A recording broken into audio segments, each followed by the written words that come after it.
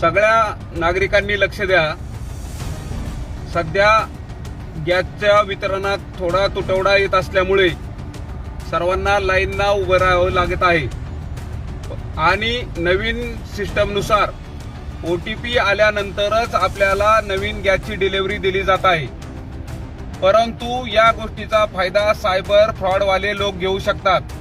आपल्याला कुठल्या तरी अननोन नंबरवरून APK फाईल पाठवतात, त्यावर ती गॅसची किंवा महानगर गॅसची, HP गॅस किंवा भारत गॅसची असल्याचे दाखवले जाते।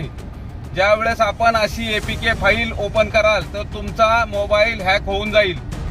तरी कोणी नागरिकांनी अशा येणाऱ्या APK फाईल डाउनलोड करू नका। अशी कुठलीही APK फाईल कोणतीही गॅस कंपनी पाठवत नाही।